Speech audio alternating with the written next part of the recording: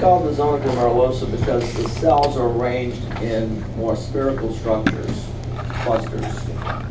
And so just like the term glomerulosis, as it's used in the kidney, represents a rounded ball of capillaries, this represents kind of a rounded ball of cells in this region. Each of the zones produce its own group of hormones. The cells of the zona glomerulosa produce what are called mineralocorticoids because they impact the minerals within the bloodstream, like sodium and potassium. You're already familiar with one of the major mineralocorticoids, and that is aldosterone. Okay. So you know that aldosterone influences reabsorption of sodium and excretion of potassium. And in doing so, it also helps to regulate water balance, volume within the body. Okay. The second group of cells, this would be zone 2, would be referred to as the zona fasciculata. In the fasciculata, the cells are arranged in columns, vertical columns like this. Okay. And oftentimes the cells appear somewhat spongy under the microscope, so they stain a little differently.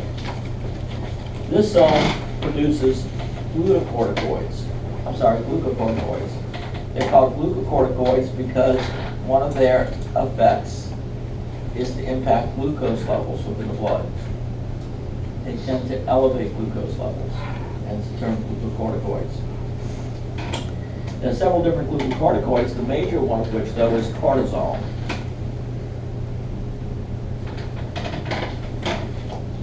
Now, the third zone within the cortex is called the zona reticularis. And this zone, the cells kind of form a little meshwork or net.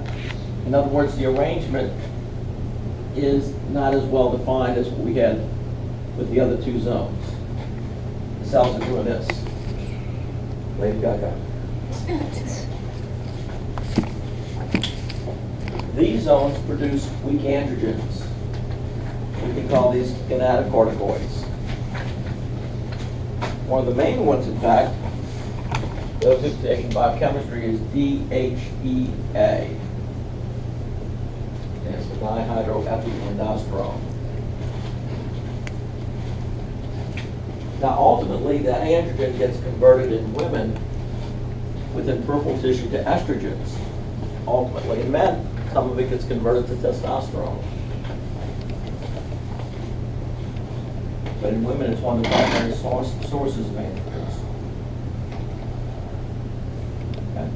If you look at this low power view of the adrenal gland, you see that each of the zones stains a little bit differently. This would be the most superficial zone of the glomerulosa. Okay. This would be the fasciculata. This is the reticularis. And then here in the center is the adrenal medulla. What you'll notice is that the adrenal medulla is more vascular.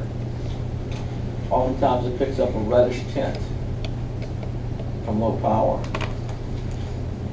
Remember, the adrenal medulla is the organ responsible for release of epinephrine and norepinephrine into the bloodstream.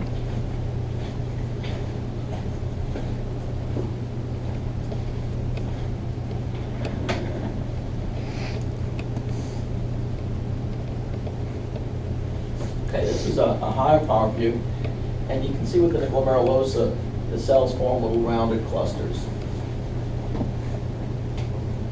The other way you have to identify this as the zona glomerulosa is the zone sits just deep to the capsule, so simply by its location.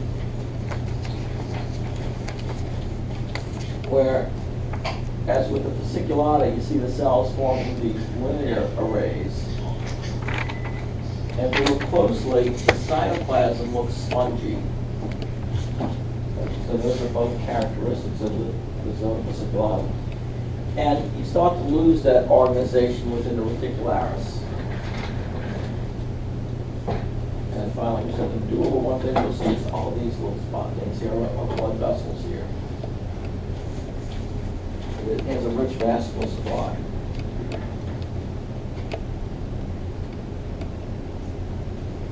Okay, let's take them one at a time. As far as aldosterone goes,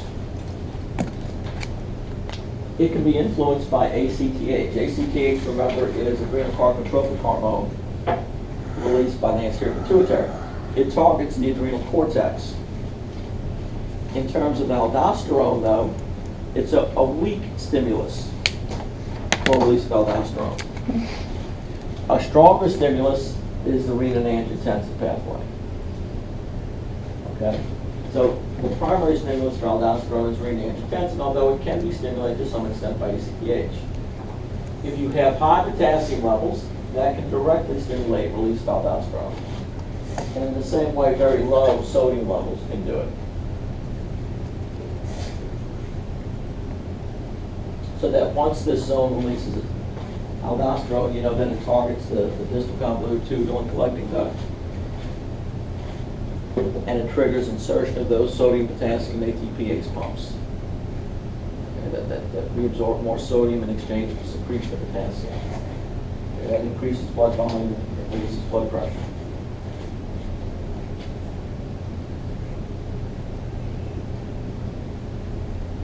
Glucocorticoids. I mentioned the main one was cortisol. Also come out of cortisone. But other ones include cortisone and corticosterone.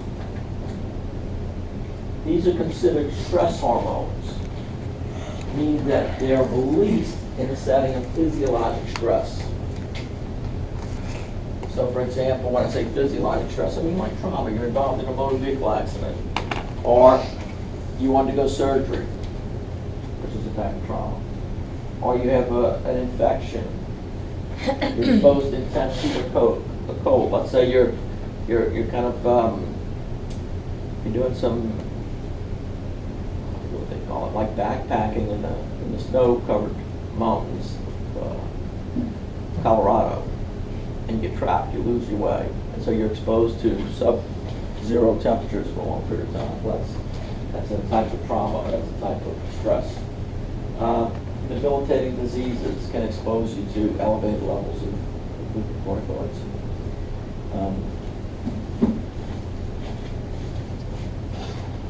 So, when ACTH stimulates the adrenal cortex, the zona fasciculata is probably its main target. It generates increased production of these glucocorticoids. Yes? Okay, when you have higher stress levels or you're getting stressed emotionally, is that the same that are released? Yeah. Okay, because I know you said People who are subject to, well, yeah, and that's a stress. And again, there's kind of a relationship to the degree of stress with the amount that's released. But if you've been under a lot of stress, so let's say it's exam week and you've been pulling all-nighters for the past week, you're more likely to pick up a virus or get an infection. Why? Because these glucocorticoids suppress your immune system. Okay, so in the face of higher levels of glucocorticoids, you're at higher risk for infection. And that's because of that stress of that regroup, staying up all night.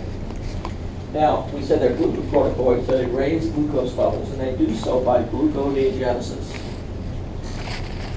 They trigger conversion of non-glucose particles into glucose. Gluconeogenesis, when we think of organs where this occurs, the kidney plays a big role in gluconeogenesis. Many of these molecules that get converted are amino acids. The liver plays a role. So that, in the end, in response to increased levels of cortisol, you have increased levels of glucose. Sometimes we administer patients exogenous glucocorticoids, like prednisone or salumedrol, because, for instance, we may want to purposely inhibit their immune response. For instance, you take someone who's got a flare-up of lupus or someone who's got severe rheumatoid arthritis. If we want to try to reduce the inflammation, we have to suppress the immune system's response to disease. Okay? So then we may purposely give them exogenous steroids. Now, we have to be careful when we do that to people who are diabetic. Because if someone's diabetic and you give them steroids, there's a good chance you're going to exacerbate their disease. They're going to have to monitor their glucose more frequently. they may have to take extra insulin. And that can be what's called a sliding scale. Okay. So we said gluconeogenesis, increased levels of glucose, depress the immune system. We tend to, under the influence of glucocorticoids, we tend to break down proteins. They're releasing amino acids into the bloodstream, which can be used for repair. Think about that patient just had trauma. Or they can be used in other metabolic processes like gluconeogenesis. The term Cushing syndrome represents an excess of glucocorticoids.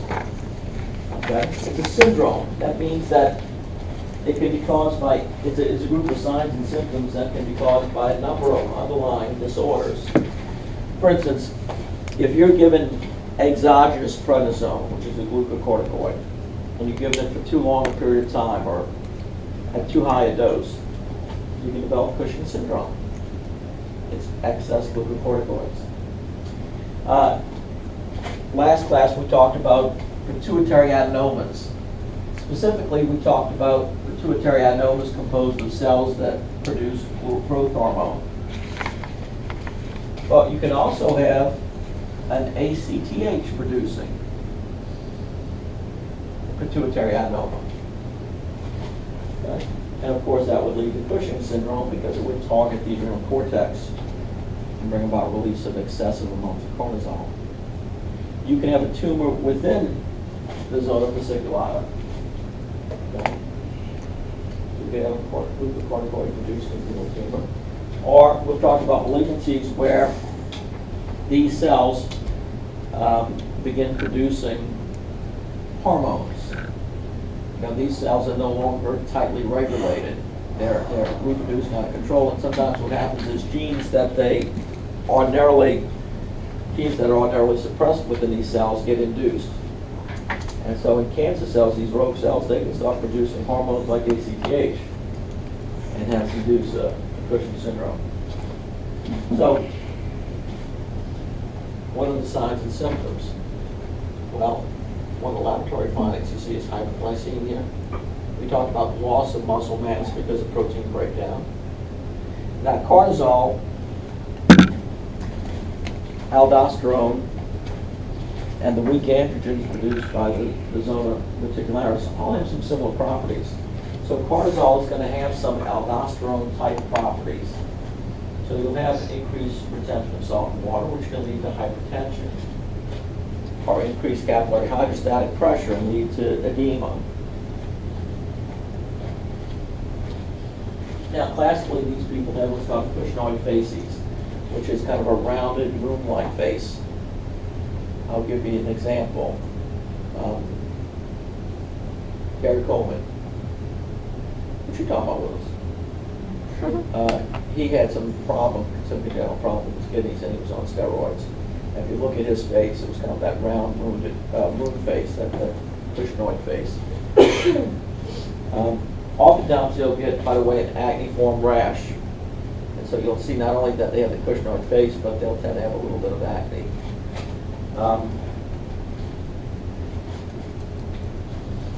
There'll be redistribution of fat. They'll develop central obesity, and sometimes there'll be distribution of fat along the back part of the neck, which is called a buffalo hump.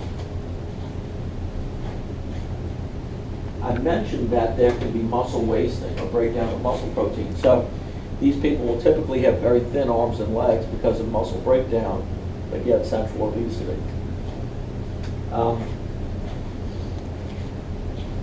Because they have protein breakdown, including collagen breakdown, their skin tends to tear a little bit easier. They form striae.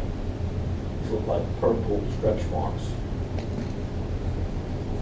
And sometimes because of protein breakdown, they won't heal very quickly.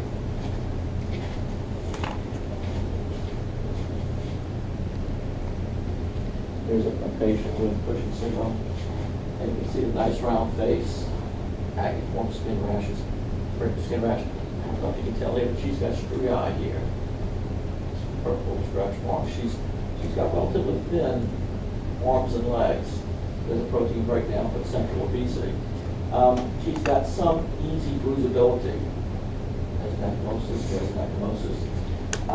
So they tend to bruise a little bit, the skin tears more easily.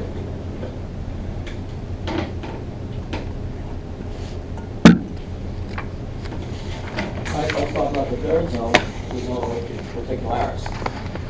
We said that this zone produces weak androgens, which can be converted within peripheral tissues to testosterone in males and estrogen in females. These androgens contribute to the onset of puberty, okay, and development of secondary sexual characteristics.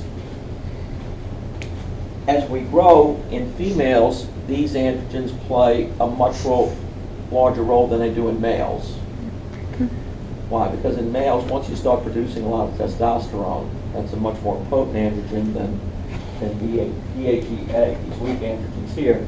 So they represent a drop in a bucket compared to the testosterone. But in women, they're one of the primary sources of androgens. So they're responsible for libido. Caregivers, libido. Have you ever heard that term? Yeah, I've heard it, but sex drive. Sex drive, yeah. You know, that was a study where it turns out that androgens are responsible for libido. There was a study where they took a group of women and began injecting them with testosterone and monitored their sexual history. And so what happened in response to testosterone is what you would expect. They started having sexual activity more frequently and with a larger group of partners.